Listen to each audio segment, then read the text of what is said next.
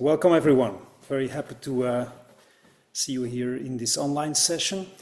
My name is Jeroen Malaise. I'm the chair of the Metric Steering Group, and Metric is actually, well, in case you don't know it yet, it's actually a collaboration between more or less 20 conservatoires in Europe. The focus is actually on improvisation and on the development in higher music education. So this is the second of 5 online sessions that will take place in spring, winter and spring. And I'm really very happy to announce that this session will be given by Ensemble Plus. Of course, they will explain what they do, but the title is No Risk, No Reward. It's about ensemble improvisation. And I really want to introduce them shortly because the soprano is Adaya. At the piano, there's Will. Violin, it's Tuulia, and Catharina is at the double bass. They told me that you can challenge them by delivering something in the chat, but I will let them tell you how to do that. And I will give the word to the Ensemble Plus to explain what they will talk about and what they will present us. Thank you very much, Jeroen. So we are Ensemble Plus. Thank you all very much for coming. Just to give you a brief bit of background, we are all graduates of the Guildhall School of Music and Drama in London, where we are right now. And we're all also graduates of David Dolan's Centre for Creative Performance and Classical Improvisation. Myself and Adaya have gone on to become members of teaching staff in David's centre. Adaya is also doing her doctoral research on the effects of improvisation on music performance anxiety, which is a fascinating subject. For those of you who don't know David, you will do very soon, because he will be with us in Lübeck next week. I can't believe I'm saying that already, but we're really excited for that. In fact, we have actually a lot to thank Metric for, because they're largely responsible for the formation of this group. It's where we all met and started playing together and experimenting and thinking, oh, maybe we've struck something with this improvisation stuff. So thank you, Metric, for that. Perhaps also worth noting that while we're drawing from elements of the Western classical tradition, we very much hope that what we will present today will have relevance for anyone improvising in an ensemble setting of any kind.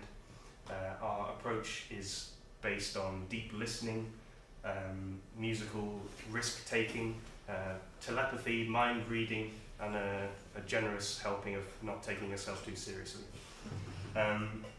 So we must begin at the not-so-humble beginnings of the performance of Western classical music in the 18th and 19th centuries. I'm sure many of you will know that the improvisation was hugely present in performing musicians in this period. It even went as far as distinguishing between the professional players, who were the ones who could improvise, and the amateurs who, while they may be able to play an instrument very well, they couldn't improvise themselves. So obviously in stark contrast to the current musical situation. In fact, we have a lot to thank these amateurs for, because they are responsible in a way for lots of written documentation that we have of what the improvisations of the great composer-improvisers may have been like. And there are many examples of this, but to just take one, the cadenzas to Mozart's piano concertos. Well, why did he even bother to write them in the first place? Because he would have improvised a new one each time. And the reason being is that there were people alive in his time who wished to also champion his incredible piano concertos who couldn't improvise for themselves. So Mozart ended up writing improvisation-like cadenza. So through that we have a little hint of what it must have been like to hear him improvise, although it probably only scratches the surface of what he was capable of.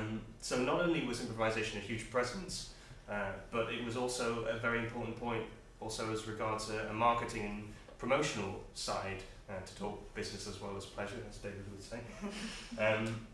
If you look at, for example, Beethoven's concerts, a lot of the time the second half of the concert would be comprised entirely of improvisations on themes suggested by the audience, popular tunes of the day, etc. And this would get bums on seats. That would sell the concerts out. So, what the hell happened? I hear you all ask. Well, at the beginning of the 20th century and onwards, the presence of improvisation in classical music began to deteriorate in a massive way, and down to basically not being included at all in the performance of classical music. You can also hear a direct correlation, or see a direct correlation, just slightly staggered, of the global popularity and reach of classical music itself. And we, obviously the four of us, believe that that is no coincidence at all, and it's partly the reason for us forming this group, to reconnect classical music with its improvisational roots. So we are after heightening the engagement and enjoyment of both the audience and the performers. And this is something that improvisation is now scientifically proved to do, thanks to the research of David Dolan and Heinrich Jensen and their team of nerds at the Imperial College in London. And I use that term endearingly, I have to say. So thanks to them, we have a scientifically recognised improvisational state of mind. So, moving on from our discussion of in classical music, including improvisation on popular tunes, etc., we would like to begin by playing you an improvisation which is based on an English folk song called "I Will Give My Love an Apple," and I think we're going to put the text in the chat, the text of the song.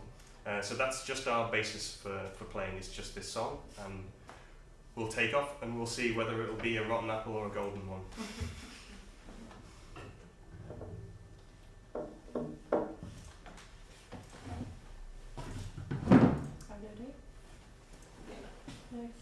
There's a chat, yeah.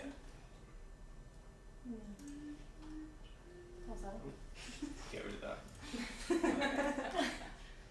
Technical difficulties, okay. There we go. Okay.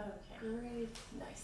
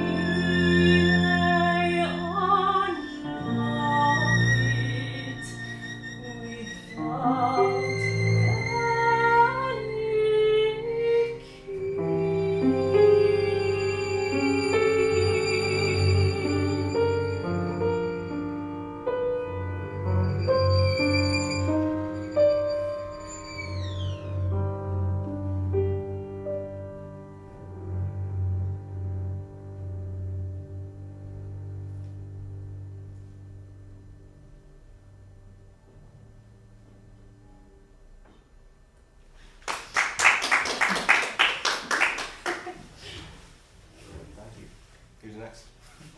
I'm next. So from this we'll move into something called speech intonation, by which we are meaning the music of speech. I hope it's audible. Yeah, I think you're right. Great. So this is a really important element, speech intonation, in the approach of David Dolan. And we've been so lucky to get to study with him and actor Ken Ray in studying this in depth throughout his course. So in reality, we deal with the richness of speech intonation in our everyday lives because we always interpret speech based on layers of information. So there's a literal meaning of the words, but then there's also the emotional subtext, which we read based on the rise and fall of the voice.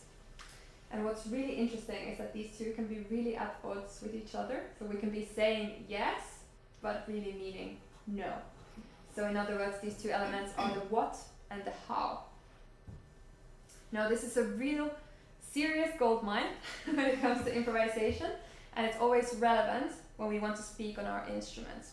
So we thought a good way to demonstrate this today would be by taking a short proverb and using it as a basis of a short improvised piece.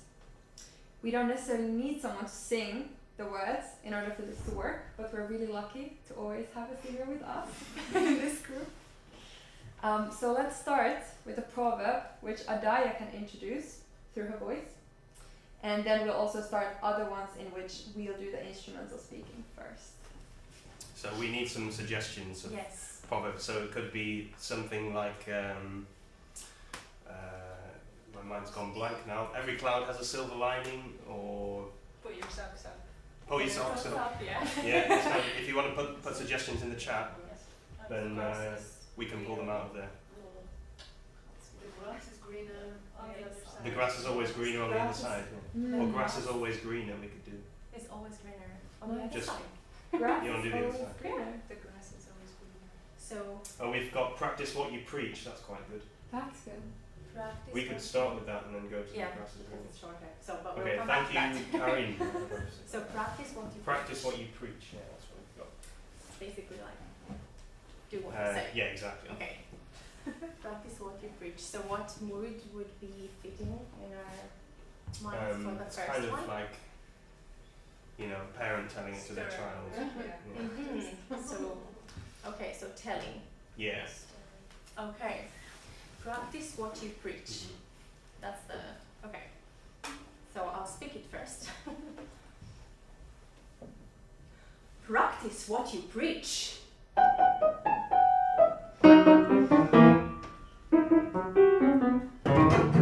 Practice what you preach. What you preach. You need to practice what you preach. If you want people to believe you, you only need to practice what you preach. Practice what you preach.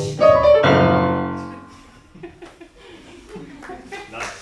Thank you, Karin. So now we can try an interesting experiment Yeah. with the same proverb, but now we need a very contrasting mood to do the same text in, and this is what we're talking about: changing the how and keeping the same literal meaning, but the emotional meaning underneath is differing. So if we can have suggestions in the chat of a different mood. So we had now the A mood of telling, a stern. telling, stern, Yeah. a parent saying to their child. And can we have something else? Can be literally anything. Wondering, sort of Wondering. pondering, Pondering. curious, Practice what you preach. wondering if they should practice. Okay. Maybe you're preaching something pretty terrible, then you shouldn't practice it. Okay, that's right.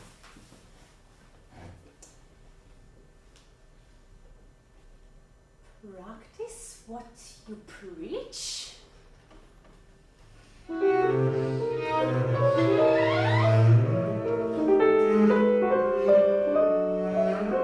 mean I should practice what I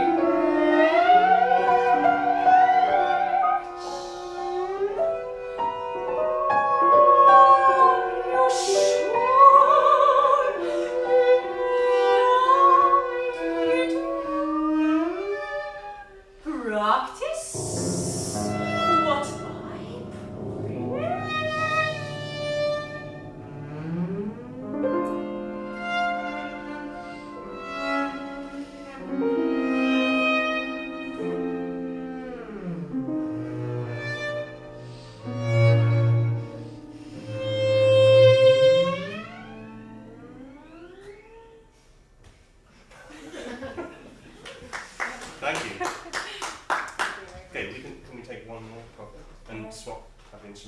Alright, 16. Okay, maybe we just do one. It's fine. Can we take one more proverb and we'll show you how we can make the musical element of the text from the instruments? Say again? Maybe there are already suggestions. Oh yeah, there's more. We have barbaric grotesqueness as a mood. Oh, I think- okay. I think it would be nice to keep that. So the early bird catches the worm. The early bird catches the worm. Yeah. I'll try to There's a remember proverb. that. With barbaric grotesqueness. The early bird Okay. catches the worm. Yeah. Okay, so you guys start now, right? Mhm. Okay. And I repeat it with speaking.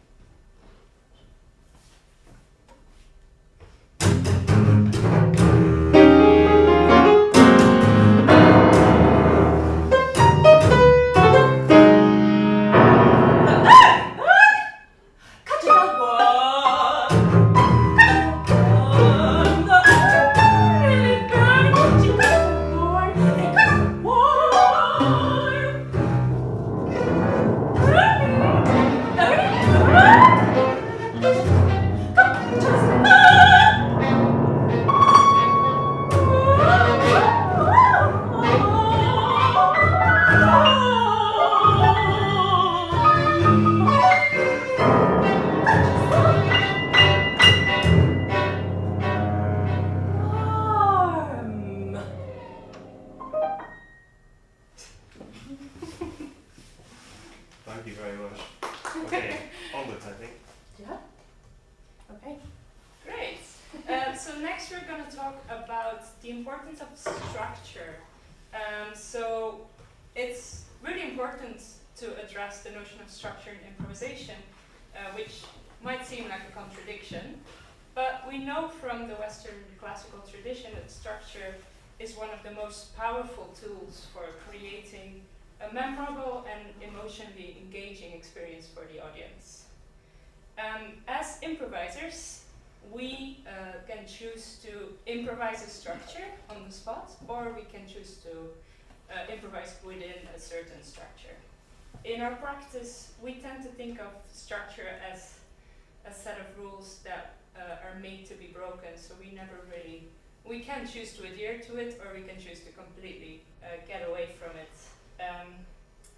This presents us with a challenge of operating within the restrictions of a certain structure, whether it's pitch structure like a tonality, or a narrative structure like the sonata form. And there's a huge value to be found in using these structures as both rehearsal techniques and formats for improvisation, and the larger benefit that once you're free from the structure, you are left with a much richer subconscious repertoire from which we can draw. In practical terms, we've taken structures from the Western classical canon and used them as a basis for our improvisations. So these include preludes, interludes, postludes, minuets, a ternary form or ABA, a rondo, or even a sonata form. And what we find so compelling is the way that these structures play with the audience expectations and the memory, creating tension, surprise, or resolutions to provoke an emotional response. And while we're talking about structure on a large scale, it's important to note that microstructured structure can also be used as an expressive tool. For example, short phrases that mirror each other can carry emotional intent and either supports or contradicts what came before it. This connects back to what we mentioned earlier about speech intonation and the rhythm of conversations. To give you a sense of what this looks like, we're going to perform an ABA, so a team, two teams sandwiched in between each other. And we want to do two contrasting teams given by the audience here. Today, we've done in the past multiple versions of getting teams from people. So what we're gonna do now is two different ways, which is one team consists of two random notes that you can put in the chat. Three random notes. And one can be a quote from a famous musical piece, which can be classical, it can be pop. If we know it, we'll play it. A musical quote, that is. Yeah, musical quote, yeah. So we need 3 random notes in the chat and 1 musical motif from anywhere, film, TV, classical, whatever you like. So do your worst, guys. Yeah, Beethoven 5. That's a good Beethoven one. 5 again. Is there double Beethoven 5? And the idea is, we could maybe take the notes from here. Okay. Okay, 3 random notes. So G one. sharp. G sharp. G sharp. Okay, we've got G sharp. Another one. E flat. E flat. Last one. A. Nice. Then you're writing the chat the notes. Okay. Do we have a musical motif from anyone in the chat? Could be anything from symphony, opera, TV theme, pop music, anything you like. Let's have some suggestions. Eine kleine Nachtmusik.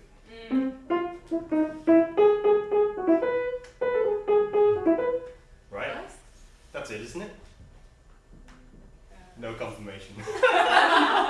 We'll use that. Okay. Okay.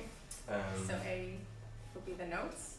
yes, and let's not do it in that stupid key. Let's do it. We can do it. E flat, is that okay for you? We'll take it. We'll take it. Until when? What's the length of them? Let's just do that. Yeah. And then we have.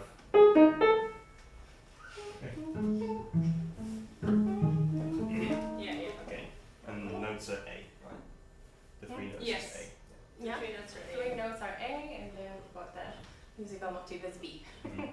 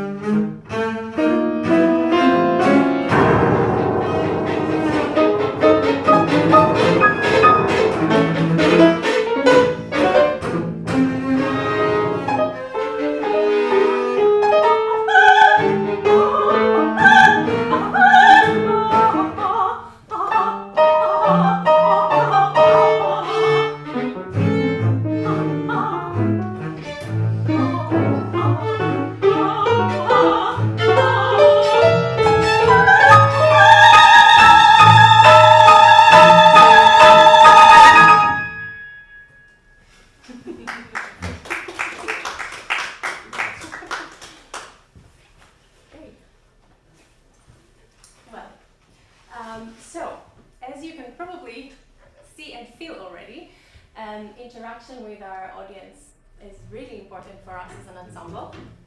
And so far you've heard, I think most of the improvisations that we've done so far were based on your suggestions. But when we go to classical concerts nowadays, whether it's when we perform or as audience, we are many of the times expected to behave according to unwritten rules or etiquettes. So, for example, we're not allowed to clap or cheer whenever we wish and wherever we want. Boo. Exactly. If we do it in the wrong place, for example, in between movements of a piece, most likely we will receive some nasty looks from around us or even from the stage. We also are expected to sit still and quietly from the beginning of the concert until the end of it, to not interrupt. And well, one can argue that this comes out of the utmost respect for the music and the occasion. However, it wasn't always the case. So we'll mention the 18th and 19th centuries, and we know that back then, as Will said, the audience was much more involved and much more proactive, especially when it came to the improvisation. And this is exactly what we would like to bring back and have in our performance space. So we would like to continue with what we've done so far with you as well, and create together with you, focusing now on the aspect of storytelling.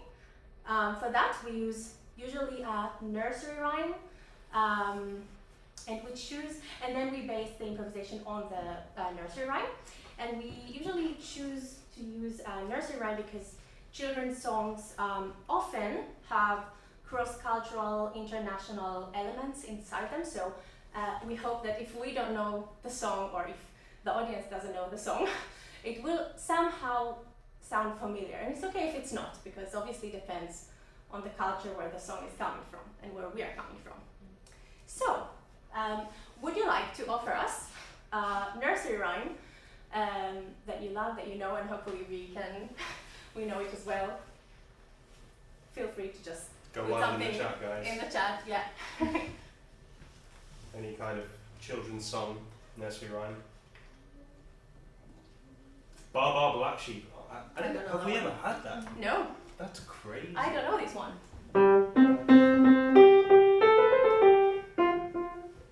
Isn't it the same as? I don't know this Am I one. making Sorry. that up? Do you know this one?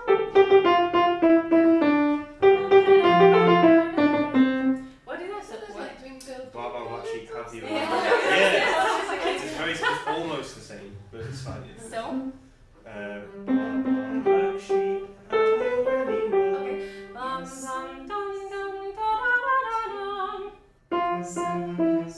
Three bags full. Okay. Yes sir, 3 bags full. And then a little embellishment.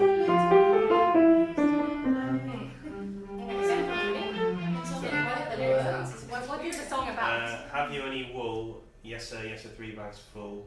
So someone's buying the sheep's wool from them. So The okay, shepherd? yeah, Okay. from the sheep itself, I think. From the But sheep itself? There has to be a Oh, sheep. right. Oh, black sheep. Have you? But it's a special black wool, isn't it? It's not the white wool. So what So- is it? One for my master, One for my dame, one for the little boy who lives down the lane. Yeah. Okay. So maybe you could be the little boy, maybe. So we'll ask.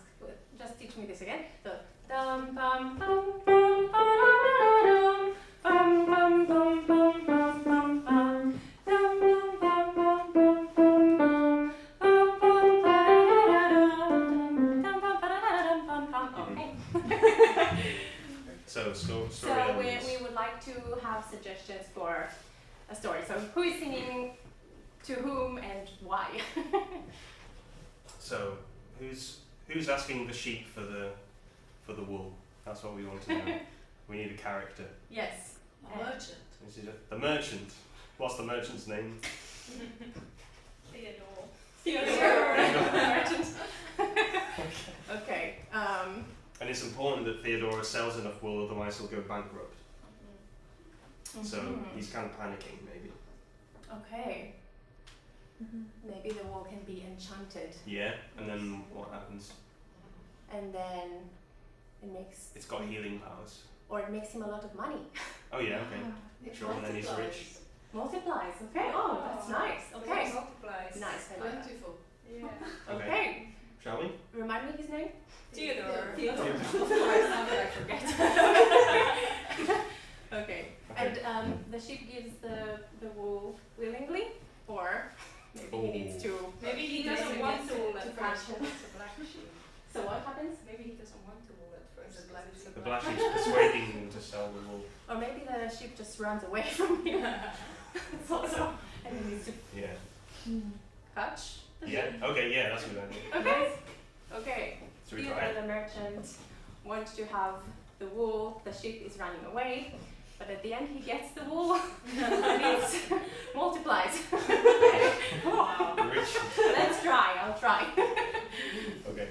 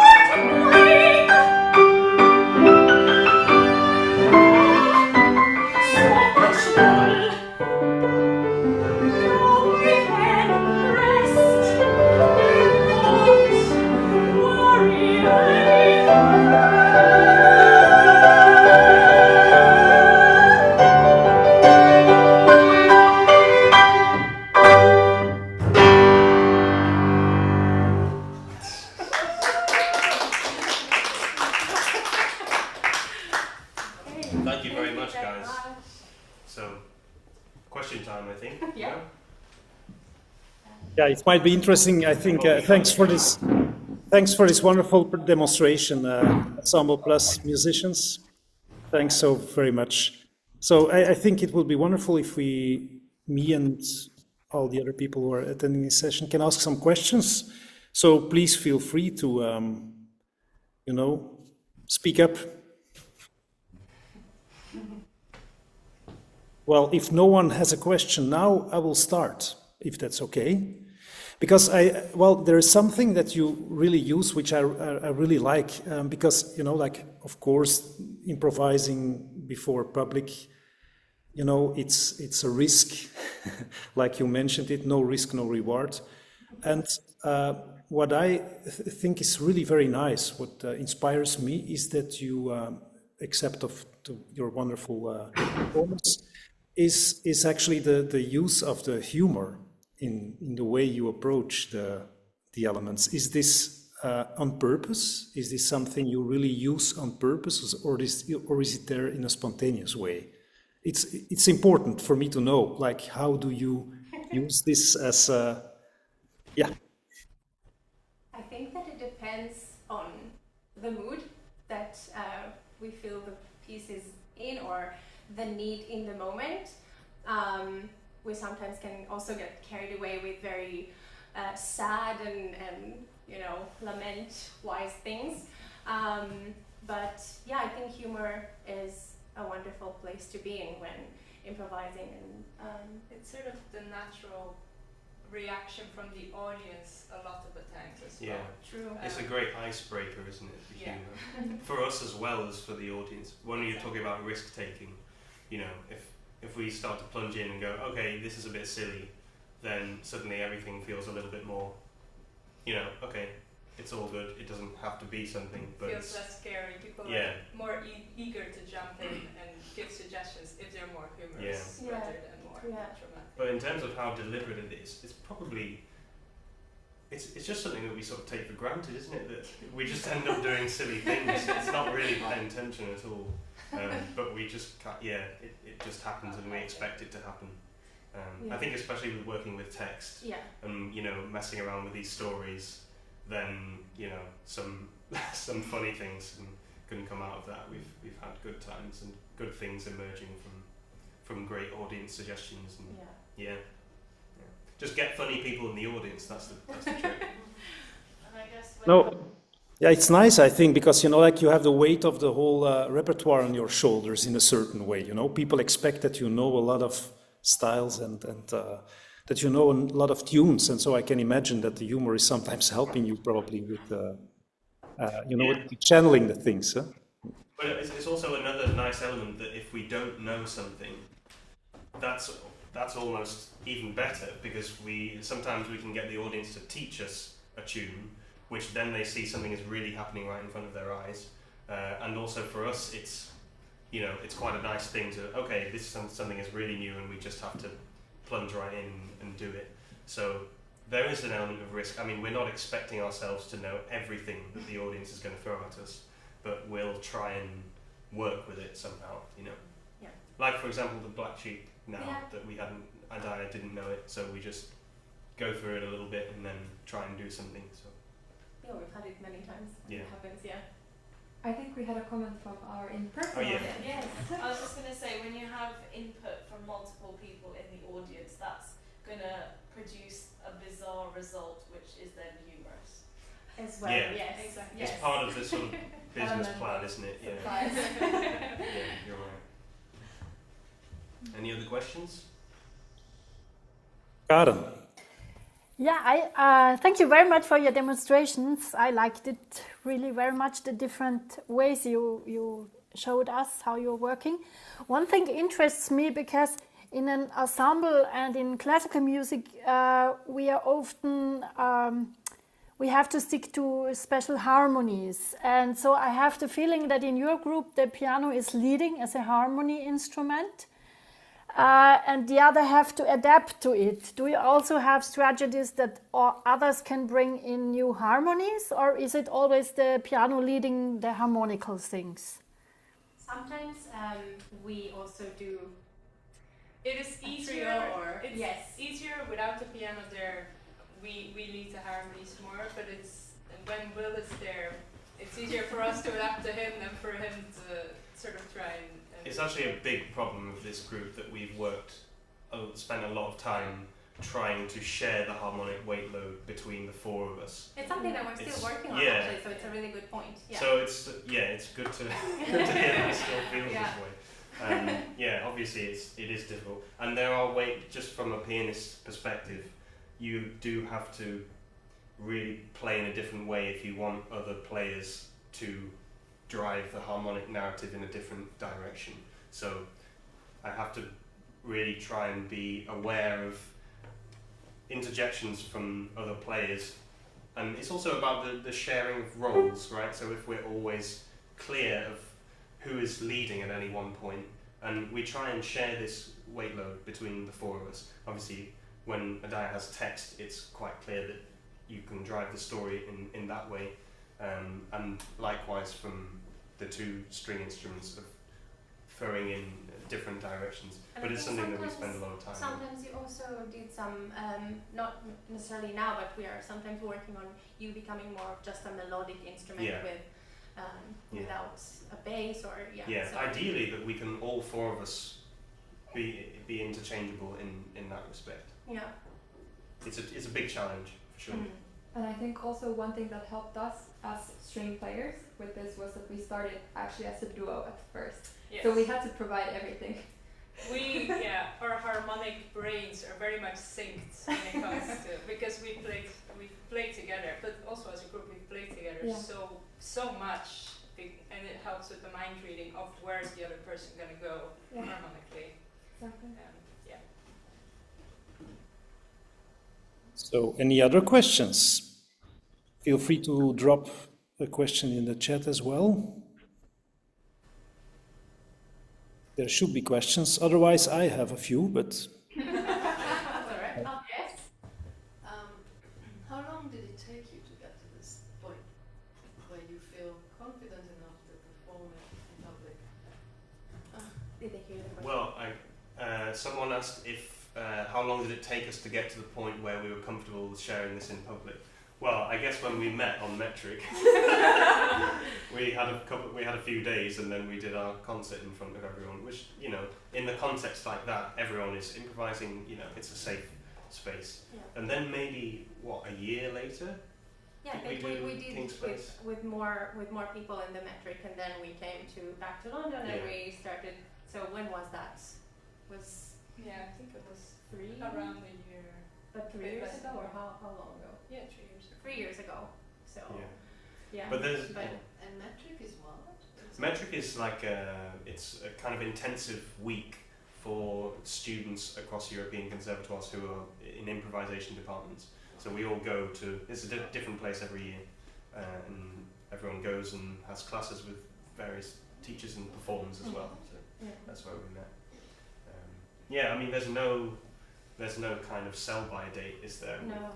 You just jump have to the water. You have to jump in the deep end, otherwise, you're going to never do it, basically. Yeah. And every time there is we go back to the drawing board, what can we improve? And then it's just a process of trial and error constantly.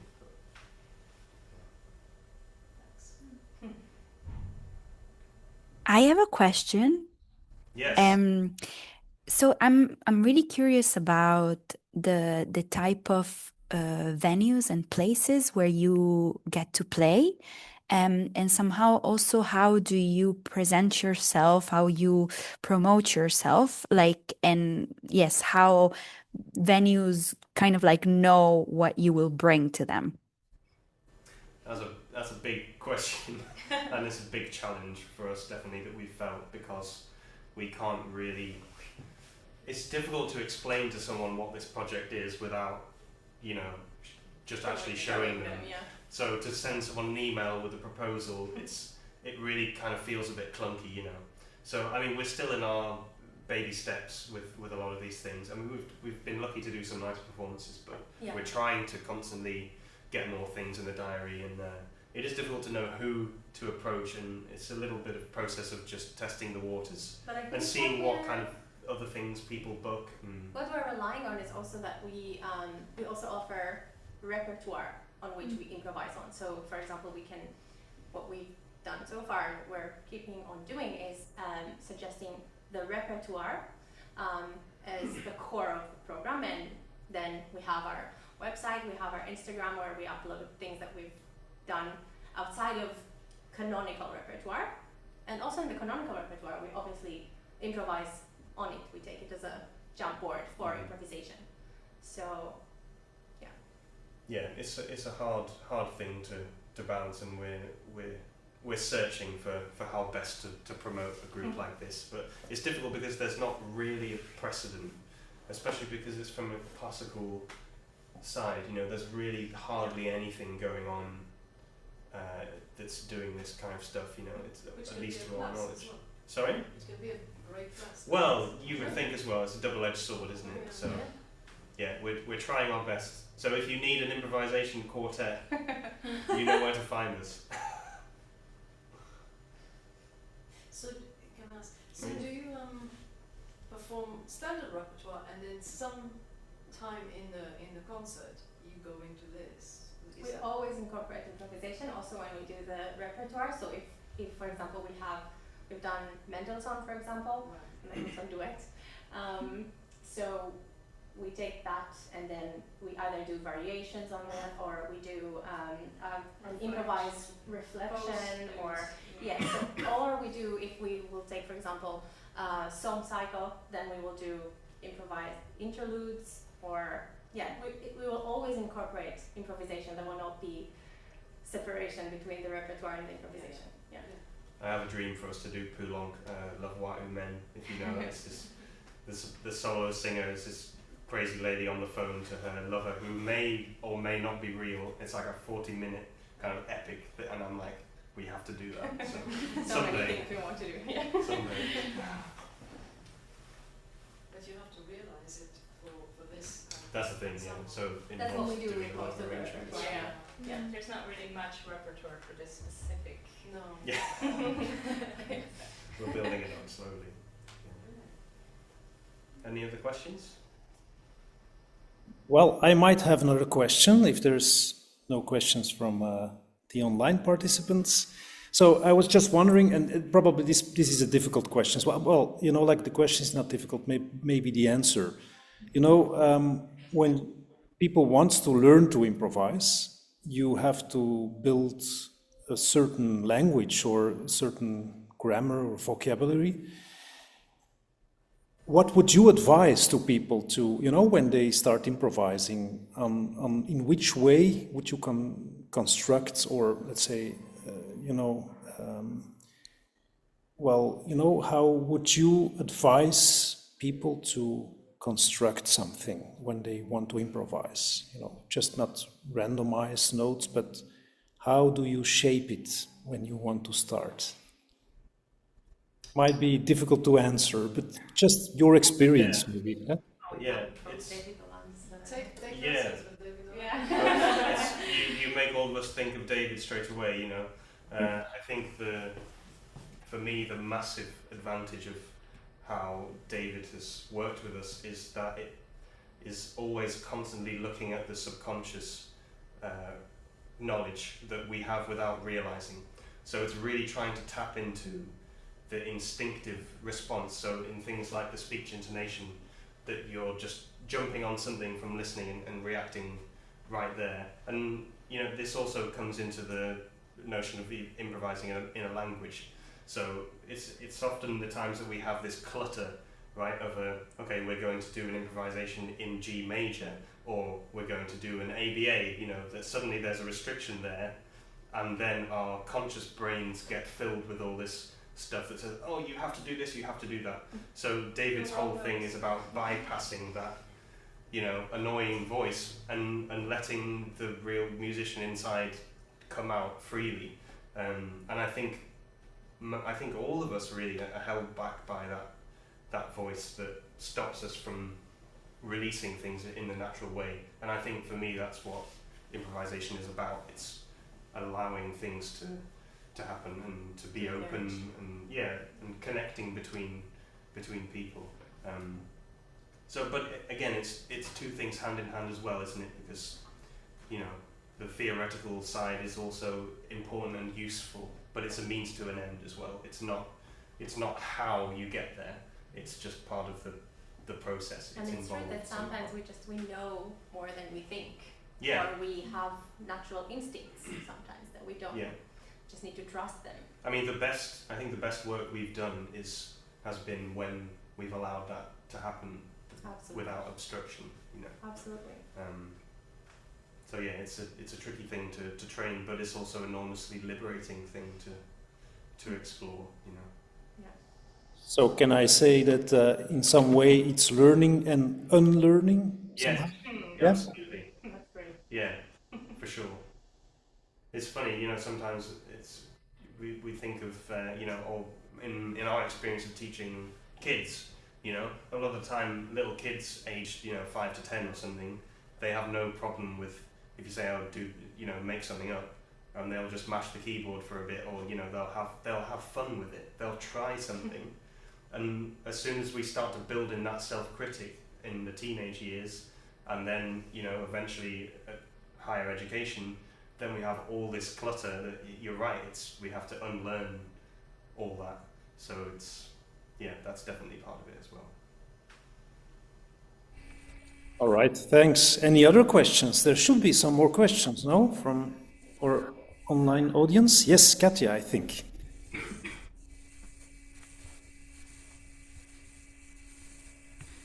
May I ask a question? So thank you very much for a wonderful performance. I think Adaya mentioned something about music performance anxiety, and I just wondered if you could talk a little bit more, maybe following on from this point, about improvising and music performance anxiety. Yeah, sure. It's really, really a great point to actually add that, because to me, I was always performing, and I've done here at the Guildhall School, I've done my master's, but I always had this kind of, you know, anxiety in me when I was about to perform. And then I discovered David Dolan's course by being here at the Guildhall, and I just noticed that it gave me so much more freedom, as Will said, and I decided to just look into it, and improvisational state of mind. Will mentioned the Imperial research by David Dolan et al. It relates, so improvisational state of mind and improvisation relates to a state of flow, which is a state of mind where we are so immersed in an activity that we just lose sense of time and sense of self, and that's very much related, in my opinion, in my own personal experience. Hope it gives some kind of context. I can go on and on, but if you wouldn't mind me adding, it was also a massive opening door for me in terms of music performance anxiety and improvisation. For me, it was just about the difference between, you know, having something very clear in mind that you're trying to replicate when you go on stage. Okay, it has to go this way, it has to be like this, and then when inevitably it isn't, then it's a shock to the system, and it's an upsetting moment. Yeah. But on the contrary, if you can go on stage and think, I wonder what's going to happen today, you know, and be open to those surprises and, you know, those happy accidents which often turn out to be the memorable moments, you know.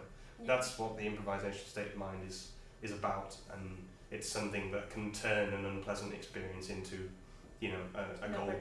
Yeah, an opportunity, exactly. And it's also related to what I mentioned before, that especially I think in classical music, but it probably also in other genres, but in classical music there are so many expectations from how to behave, as I said before, and what we're about to hear. And we already heard these pieces performed by the best performers in the world, and so it puts a lot of pressure both on the audience and the performers. And so breaking it and allowing yourself to be authentically you, and I think improvisation kind of makes you be you, inevitably. So that really, really freeing. You can quiz Adaya more about that in Lübeck, I think. Oh yeah, we can talk about it more. Yes, for sure. We will meet next week in Lübeck for the intensive program of the Metric Network. And so I think we're at the end of this session, but I really want to thank so very much the four of you, Ensemble Plus, Catharina, Tuulia, Adaya, and Will. Thank you so very much for this wonderful session, for this demonstration. I want to also announce that the next online session will be on the 23rd of April by Milana Saric from the Conservatoire of The Hague, and she will talk about, if I'm correct, collaborative music creation, I think. So very welcome to the next session as well, and yeah, some of you will meet next week in Lübeck, and everyone welcome at the next session, of course, online session. Thank you so very much for being here, and wish you a wonderful evening.